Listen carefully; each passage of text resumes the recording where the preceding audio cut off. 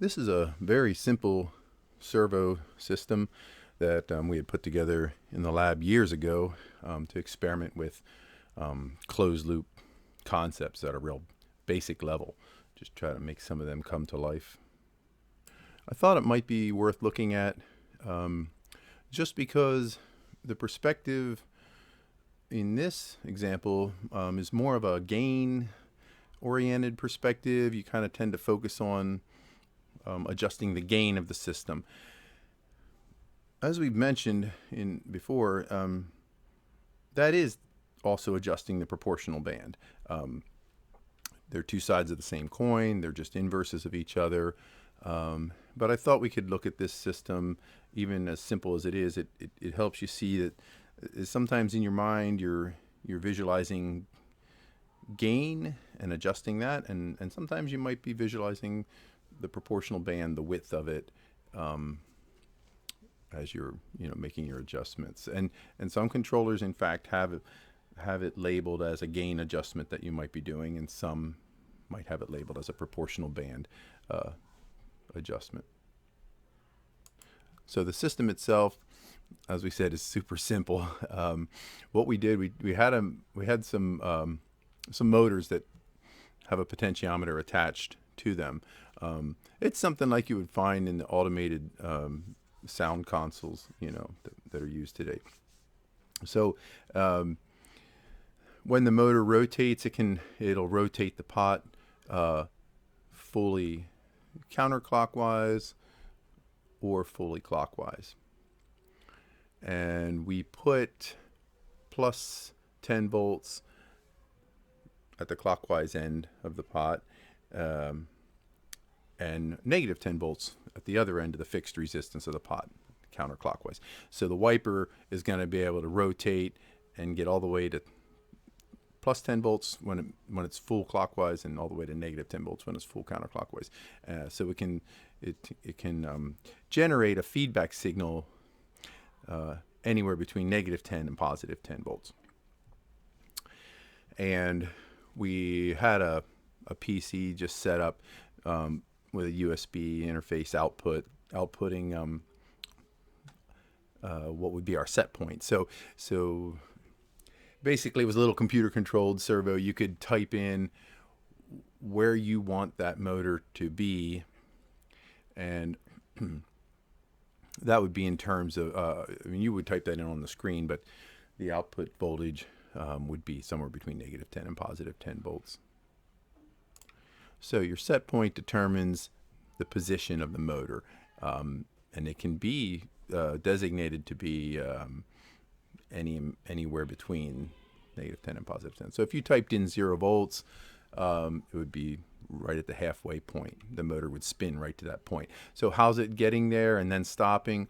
I think you can see if I would type in maybe 0 volts as my desired position for the motor, what's going to happen is the motor's going to rotate until it gets to the 0 volts. And when the feedback signal matches the set point, the process variable, perhaps you could call this, the air signal that's generated is 0. There's 0 difference. I'm exactly where I want to be, so things are zeroed out. And when you feed that air signal of 0 volts to the controller, which in our case it was an op amp that was doing the comparing, and then also we had a gain adjustment on that op amp as well. So if there's no difference between where you want to be and where you are, you have an air signal of 0. And we had it set for a gain of 20, but 20 times 0 is 0, so the controller would put out 0 volts to the motor and it won't move because you're right where you want to be. Then if I would enter another position, let's say I want it to be at the 1 volt position. So I want to be at 1 volt. I'm at 0 volts. That's coming from the potentiometer feedback. So I want to be at 1 volt. I'm at 0 volts. The air signal then is 1, and 1 gets amplified with a gain of 20. So I would have 20 Now my maximum, I'm maxed out at 10. So it would be at 100%. I'd be outside the proportional band, just operating at 100%. And as the motor spins, it'll be given full power with the plus 10 volts applied to the motor. Notice as it spins to get towards the 1 volt position, though, the pot's going to be rotating, and as I approach 1 volt, which is the set point, 1 volt, maybe we should type that in for you. So yeah, we'll type it in as we go. So we have a set point of 1 volt, and our feedback signal was at 0 volts from its last position. Now the motor's going to start to move, and it'll move under 100% power because of the 1 volt air signal multiplied by a gain of 20, which is what we adjusted with a potentiometer, our op amp. And so we're outside the proportional band. We're hitting the full signal, full blast for the motor. It's going to start to rotate, and so let's change this number and see when do we get inside the proportional band. Right when the potentiometer rotates from its 0 volt position towards the 1 volt position. As it's going from 0 volts to 1 volt, it's going right when it hits 0.5 volts. That's where we're going to enter the proportional band, because notice the difference between where we want to be, 1 volt, and where we are, 0.5 volts, generates an air signal of 0.5 volts, which then is given a gain of 20. So 0.5 times 20 puts us right at 100%. Exactly at 100%. So as soon as we go past 0.5, we're going to start throttling back. The voltage applied to the motor is going to decrease. It's going to slow the motor down because we're getting closer to where we want to be. So as soon as you get within a half a volt of where you want to be based on your set point, the motor will slow down and then glide into that 0 volt difference between where you want to be and where you are. We found that a gain of 20 worked pretty well for our super simple servo. Its own inertia just lets it kind of coast right into that zeroed out position. So this system demonstrates proportional control nicely and the relationship between gain and proportional band. I mean, there's no integral, there's no derivative or anything like that. So, I mean, a true servo motor that you would purchase with a servo controller, it's going to have all those bells and whistles. It's going to have everything tuned, everything in place. You don't really have to cook one of those up from scratch. You just go buy one. But our intent here was to do this simple little exercise just to try to once again illustrate gain and proportional band and so on, set point, process variable, error signal, all those relationships, controller output. Here I've written in some numbers just to help us do that progression again with numbers to look at. So if you remember, we were at 0 volts for our set point, and the feedback signal was 0 volts because the motor had gotten there to where we wanted it. Then we sent it a command to go to the 1 volt position. So it's going to start to spin with 10 volts applied.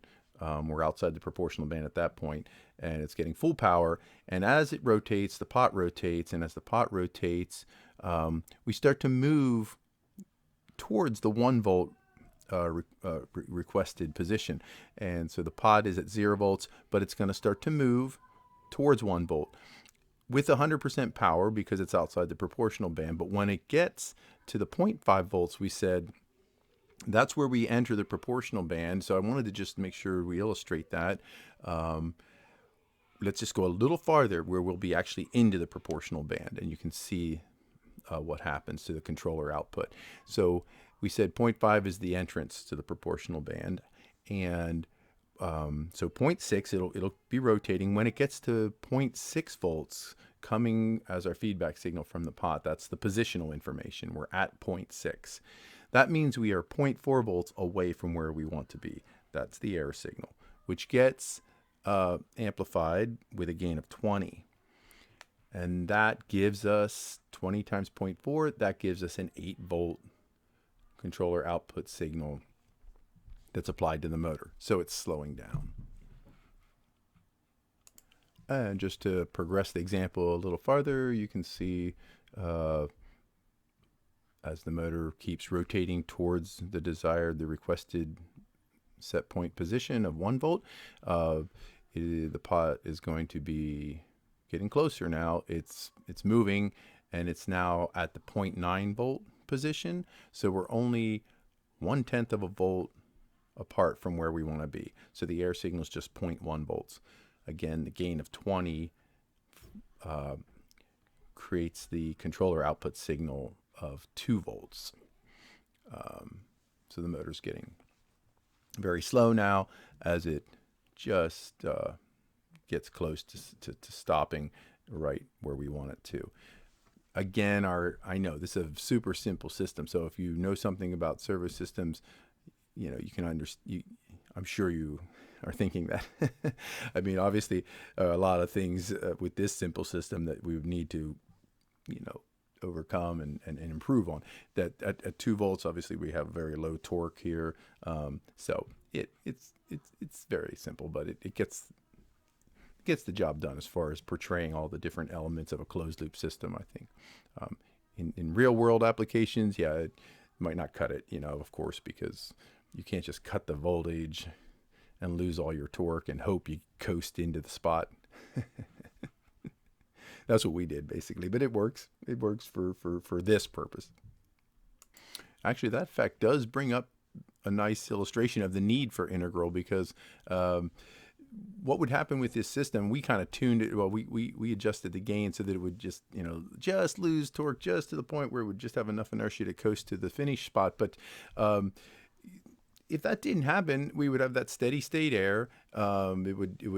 The control signal would get weaker, and eventually not be strong enough to pull the motor to its final zeroed position, and you would have that steady state air. And that's a good representation, actually, of where proportional control leaves you. A lot of times that's exactly what happens as the proportionality reduces the controller output signal.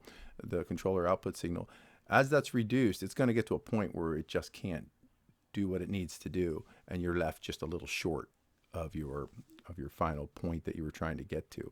So the integral would take care of that. The integral would see that you didn't quite get there, and it's not a mistake because I see it there, and it's still there. And as it integrates over time, it would say, okay, it builds up enough strength to say, let's do something about that, and it would add a little bit of an output signal that just snugs it right up against where it needs to be, where it needs to get to.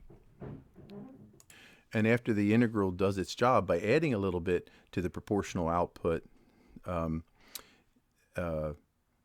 you can see, I think, that it does zero out the air signal. So there's nothing left to integrate over time. So it doesn't keep doing that. It would see that steady state air, and over time see it and it becomes significant, and it would just give it that little boost to get it where it needs to be, at which point it is zeroed out, and there's nothing left to integrate. And you can integrate zero all you want, all over time, and it's still zero. So I think you can see that this little system will work in the other direction just the same way. If you wanted to go for some negative position, it would work the same way.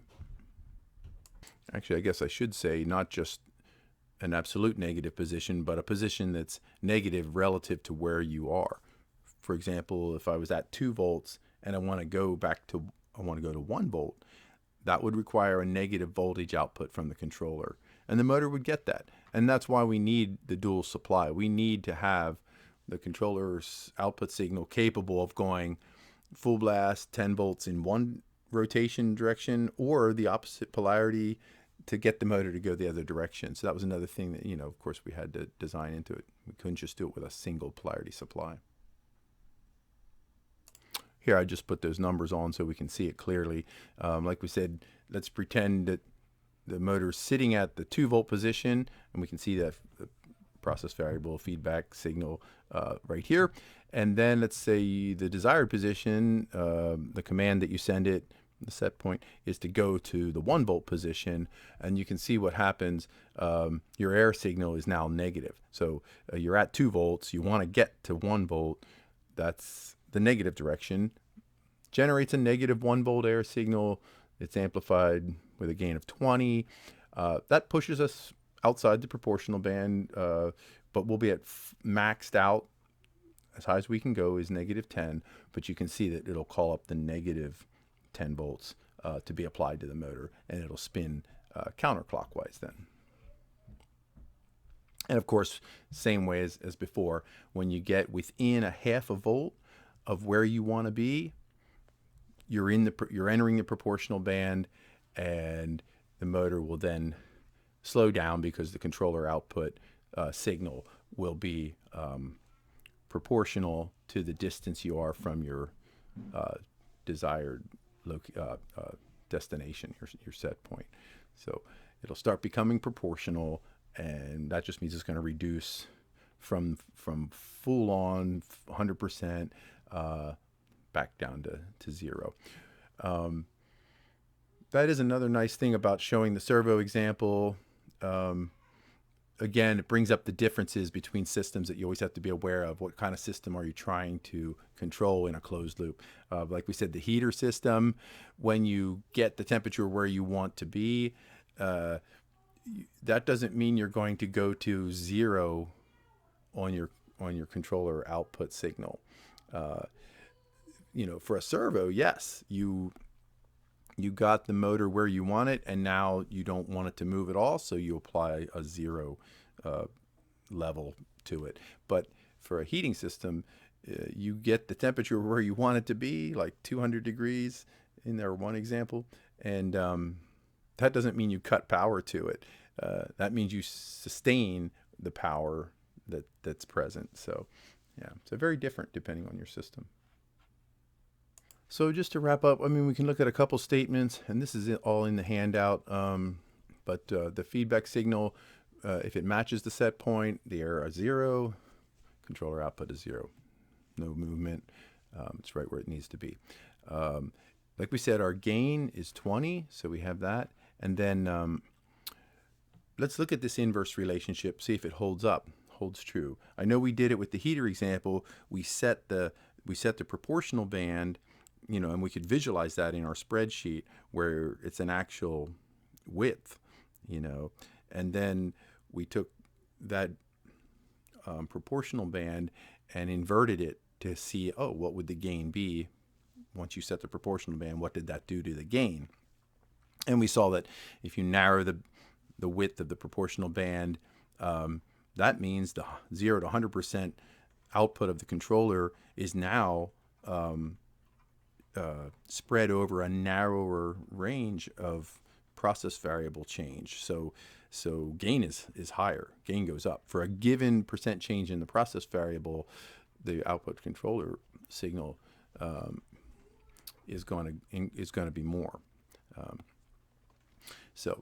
And again, right, it gets a little dizzying, I think, because it is so simple, and you can, like I said, you can talk yourself in circles. But here, I want to use this servo example to show maybe that you can come from the other side. You can be focused on gain, but let's see that they're still inverses of each other. So in our simple servo example here, we set the gain of that op amp with a potentiometer for 20.